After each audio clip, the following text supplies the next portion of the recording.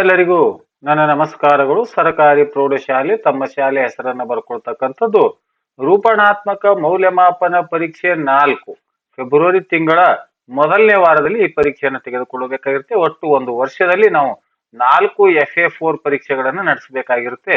ಹಾಗಾಗಿ ಈಗಾಗಲೇ 3 FA4ಗಳ ಪರೀಕ್ಷೆಗಳ ಪ್ರಶ್ನೆ ಪತ್ರಿಕೆಯ ಮಾದರಿ ಪ್ರಶ್ನೆ ಪತ್ರಿಕೆಯನ್ನು ಮಾಡಿದ್ದೇನೆ. ಇದು FA4 4ಕ್ಕೆ ಸಂಬಂಧಪಟ್ಟಿರುವಂತಹ ಪ್ರಶ್ನೆ ಪತ್ರಿಕೆಗಳನ್ನು ನೋಡೋಣ. ತೆಗೆದುಕೊಂಡಿರ್ತಕ್ಕಂಥ ಘಟಕಗಳು ಯಾವುವು ಅಂದ್ರೆ ನೇರ ಮತ್ತು ವಿಲೋಮ ಅನುಪಾತಗಳು, ಅಪವರ್ತಿಸುವಿಕೆ ಹಾಗೂ ನಕ್ಷೆಗಳ ಪರಿಚಯ. ಅಂದ್ರೆ ಈಗಾಗಲೇ ವಾರ್ಷಿಕ ಪಠ್ಯ ವಿಭಜನೆಯನ್ನ ಇಲಾಖೆಯಿಂದ ಬಿಟ್ಟಿರುತ್ತಾರೆ. ಆ ಪ್ರಕಾರ ಈ ಒಂದು FA4 ಅಂದ್ರೆ ರೂಪಣಾತ್ಮಕ ಮೌಲ್ಯಮಾಪನ ಪರೀಕ್ಷೆಗೆ ಬರುವಂತ ಘಟಕಗಳು ಇವು ಆಗಿದ್ದು, ಈ ಘಟಕಗಳ ಮೇಲೆ ಈ ಒಂದು ಘಟಕ ಕಿರು ಪರೀಕ್ಷೆ ಅಂದ್ರೆ FA4 ಪರೀಕ್ಷೆಯ ಪ್ರಶ್ನೆ ಪತ್ರಿಕೆಯನ್ನ ಇಲ್ಲಿ ನಾನು ಮಾಡಲಾಗಿದೆ. ಈಗ ಪ್ರಶ್ನೆ ಪತ್ರಿಕೆಯನ್ನ ನೋಡೋಣ. ವಿಷಯ ಗಣಿತ, ತರಗತಿ 8ನೇ, ಸಮಯ 45 ನಿಮಿಷ, ಅಂಕಗಳು 20. ಮೊದಲನೇ ಪ್ರಶ್ನೆಯನ್ನು ನೋಡ್ತಾ ಹೋಗೋಣ. ಈ ಕೆಳಗಿನ ಪ್ರಶ್ನೆಗಳಿಗೆ 4 ಆಯ್ಕೆಗಳನ್ನು ನೀಡಲಾಗಿದೆ. ಸೂಕ್ತವಾದ ಉತ್ತರವನ್ನು ಆರಿಸಿ ಕ್ರಮಾಕ್ಷರದೊಂದಿಗೆ ಬರೆಯಿರಿ.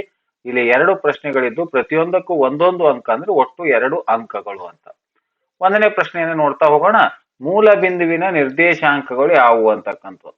ಈ ಮೂಲ ಬಿಂದುವಿನ ನಿರ್ದೇಶಾಂಕಗಳು 0 1 ಆಪ್ಷನ್, ಬಿ ಆಪ್ಷನ್ 2 0, ಸಿ ಇದು 0 0, ಡಿ ಇದು 1 0. ಇನ್ನು ಎರಡನೇದು 6 × x⁻³ / 2x ಅನ್ನ ಭಾಗಿಸಿದಾಗ ಬರುವ ಭಾಗಲಬ್ಧ 3x², 3x³ 6x² 2x² ಅನ್ನುವಂತ ಉತ್ತರ. ಸೂಕ್ತವಾದ ಉತ್ತರವನ್ನು ಆಯ್ಕೆ ಮಾಡಿ ಇಲ್ಲಿ ಉತ್ತರವನ್ನು ಬರೀತಕ್ಕಂಥದ್ದು. ಇನ್ನು ಪ್ರಮುಖವಾಗಿರ್ತಕ್ಕಂಥ ಸೆಕೆಂಡ್ ಕ್ವಶನ್ ನಲ್ಲಿ ಈ ಕೆಳಗಿನ ಪ್ರಶ್ನೆಗಳಿಗೆ ಉತ್ತರಿಸಿರಿ. ಇಲ್ಲೂ ಕೂಡ 1 ಅಂಕದ 2 ಪ್ರಶ್ನೆಗಳಿದ್ದು ಒಟ್ಟು ಅಂಕಗಳು ಇಲ್ಲಿ 2 ಅಂಕಗಳು. ಮೂರನೇ ಪ್ರಶ್ನೆ, 1 ಕಿಲೋಗ್ರಾಂ ಸಕ್ಕರೆ ಬೆಲೆ 40 ರೂಪಾಯಿ ಆದರೆ 5 ಕಿಲೋಗ್ರಾಂ ಸಕ್ಕರೆ ಬೆಲೆ ಎಷ್ಟು? ಇನ್ನು ನಾಲ್ಕನೇದು 3 4 ಬಿಂದುಗಳು ನಕ್ಷೆ ಯಾವ ಚತುರ್ಥಕದಲ್ಲಿ ಬರುತ್ತವೆ ಅಂತ ಬರೀಬೇಕು. ಇನ್ನ ಥರ್ಡ್ ಕ್ವಶನ್, ಮೇನ್ ಕ್ವಶನ್, 2 ಅಂಕದ ಪ್ರಶ್ನೆಗಳು. ಇಲ್ಲಿ 2 ಅಂಕದ 3 ಪ್ರಶ್ನೆಗಳಿದ್ದು ಒಟ್ಟು 6 ಅಂಕಗಳು. ಈಗ ಆ ಪ್ರಶ್ನೆಯನ್ನು ನೋಡೋಣ. 5ನೇದು a² + 8a + 16 ಅಪವರ್ತಿಸಿ. 6ನೇದು ತಂಪು ಪಾನೀಯ ಕಾರ್ಖಾನೆಯಲ್ಲಿ ಒಂದು ಯಂತ್ರವು 6 ಗಂಟೆಗಳಲ್ಲಿ 800 ಸೀಸೆಗಳನ್ನು ತುಂಬುತ್ತದೆ. ಹಾಗಾದ್ರೆ 5 ಗಂಟೆಗಳಲ್ಲಿ ಎಷ್ಟು ಸೀಸೆಗಳನ್ನ ತುಂಬುತ್ತದೆ ಅಂತಕ್ಕಂಥ ಅನುಪಾತಕ್ಕೆ ಸಂಬಂಧಪಟ್ಟಿರುವಂತ ಪ್ರಶ್ನೆ.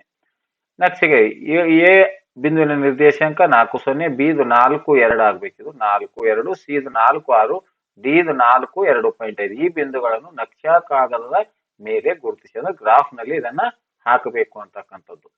ಇನ್ನ 4ನೇ ಕ್ವಶನ್ 3 ಅಂಕದ ಪ್ರಶ್ನೆಗಳು. ಇಲ್ಲಿ 2 ಪ್ರಶ್ನೆಗಳಿದ್ದು ಒಟ್ಟು ಅಂಕಗಳು ಇಲ್ಲಿ 6 ಅಂತ. 8ನೇ ಪ್ರಶ್ನೆ, ಸೇಬು ಹಣ್ಣಿನ ಬೆಲೆಯನ್ನು ಕೆಳಗಿನ ಕೋಷ್ಟಕದಲ್ಲಿ ನೀಡಲಾಗಿದೆ. ಸೂಕ್ತವಾದ ಪ್ರಮಾಣದೊಂದಿಗೆ ನಕ್ಷೆಯನ್ನ ಗ್ರಾಫ್ ಅನ್ನ ಹಾಕಬೇಕು. ಸೇಬು ಹಣ್ಣಿನ ಸಂಖ್ಯೆಗಳನ್ನ ಕೊಟ್ಟಿದ್ದಾರೆ 1 2 3 4 5. ಬೆಲೆ ರೂಪಾಯಿ 1ಕ್ಕೆ 5, 2ಕ್ಕೆ 10, 3ಕ್ಕೆ 15, 4ಕ್ಕೆ 20, 5ಕ್ಕೆ 25 ನಕ್ಷೆ ಗ್ರಾಫ್ ನಲ್ಲಿ ಹಾಕುವಂಥದ್ದು. ಇನ್ನು 9ನೇದು y² + 7y + 10 ಭಾಗಿಲೆ y + 5 ಇದನ್ನ ಭಾಗಿಸಿ ಅಂತಿದೆ. ಇನ್ನು ಕೊನೆಯ ಪ್ರಶ್ನೆ, ಮೇನ್ ಪ್ರಮುಖವಾಗಿರ್ತಕ್ಕಂಥ ಪ್ರಶ್ನೆ 5ನೇದು 4 ಅಂಕದ ಪ್ರಶ್ನೆ. ಇಲ್ಲಿ 4 ಅಂಕದ ಒಂದು ಪ್ರಶ್ನೆಯದ್ದು ಒಟ್ಟು ಅಂಕಗಳು 4. 10ನೇ ಪ್ರಶ್ನೆ, 15 ಜನ ಕೆಲಸಗಾರರು ಒಂದು ಗೋಡೆಯನ್ನು 48 ಗಂಟೆಗಳಲ್ಲಿ ಕಟ್ಟಿದರೆ ಇದೇ ಕೆಲಸವನ್ನು 30 ಗಂಟೆಗಳಲ್ಲಿ ಮಾಡಲು ಎಷ್ಟು ಕೆಲಸಗಾರರು ಬೇಕಾಗುವರು ಅಂತಕ್ಕಂಥ ಒಂದು ಪ್ರಶ್ನೆ. ಆದ್ಮೇಲೆ ಈ ರೀತಿಯಾಗಿ 8ನೇ ತರಗತಿ ಗಣಿತಕ್ಕೆ ಸಂಬಂಧಪಟ್ಟಿರುವಂತ ಎಲ್ಲ ನಾನು ಮಾದರಿ ಪ್ರಶ್ನೆ ಪತ್ರಿಕೆಗಳ ವಿಡಿಯೋವನ್ನ ಮಾಡ್ತಾ ಇದ್ದೀನಿ. ಈ ವಿಡಿಯೋ ಇಷ್ಟವಾದರೆ ದಯವಿಟ್ಟು ಲೈಕ್ ಮಾಡಿ, ಶೇರ್ ಮಾಡಿ ಮತ್ತು ಸಬ್ಸ್ಕ್ರೈಬ್ ಮಾಡೋದನ್ನ ಮರೆಯಬೇಡಿ ಅಂತ ಹೇಳುತ್ತಾ ಈ ವಿಡಿಯೋ ನೋಡಿರುವ ತಮ್ಮೆಲ್ಲರಿಗೂ ನನ್ನ ನಮಸ್ಕಾರಗಳು.